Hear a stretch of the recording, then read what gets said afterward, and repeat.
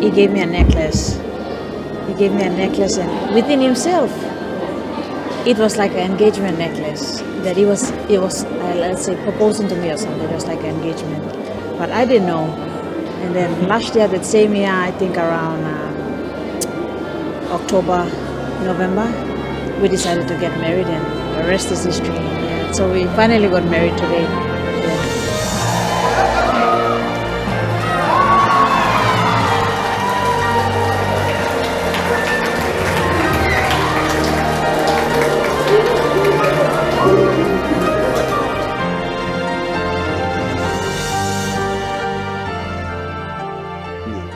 And we will encourage every young man in this country and women in this country to keep themselves pure. Just after this, I interviewed a few young people, young men, women who were not married, and they said they envied this marriage ceremony today. They wanted to make this become like this too. And I told them, keep yourselves pure if you want the pastor to bless your marriage, and the church to bless your marriage, and parents to bless your marriage, and heaven to bless your marriage. And we love to be part of it. But who wants to be part of a marriage that took place anywhere? Somewhere else, and said that's marriage, without parents notice and communities notice, and they said they're married.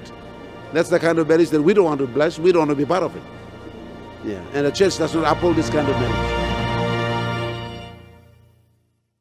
The best way to get married is in church, because the church has that high standard, and it makes young people live to a standard in order to get married in church, because it has a honor. That's where God is. That's why nowadays many people marry outside, especially young people, because they don't reach that standard or that principle that God has. And because God's standards are high and His ways are high, only few can make up their mind and say, this is what I want.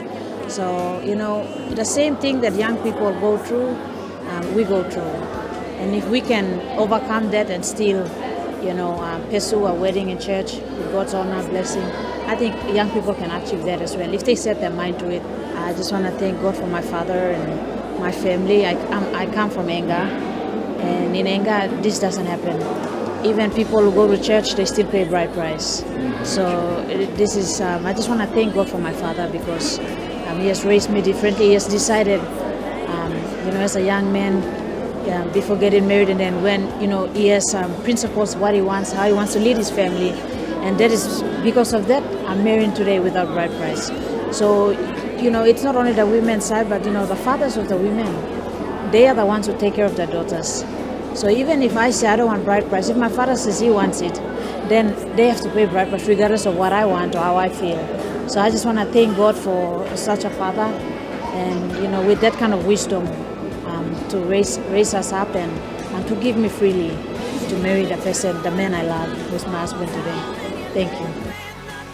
There's only one thing that I advise them, because this marriage that is taking place in church, without wedding or any gifts being accepted. The only advice and the wish that I had for the two couples is, because this marriage is taking place based on love, that candle that you've lit and the candle that is lighting, make sure the flame doesn't go off. Make sure no wind will blow that candle off, the flame off. That has been always my advice and encouragement that I've been giving the two, until they grow old and gray. In that way, they will make me a satisfied parent. That's what I've been telling them, encouraging them.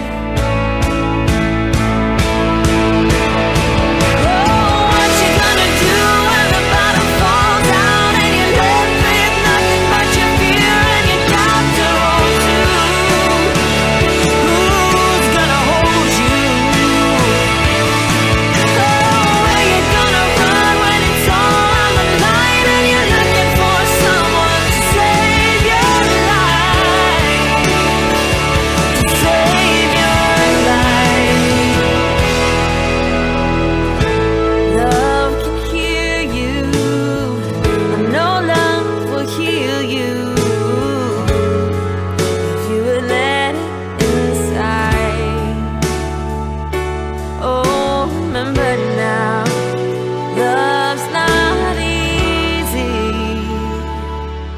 it's worth it.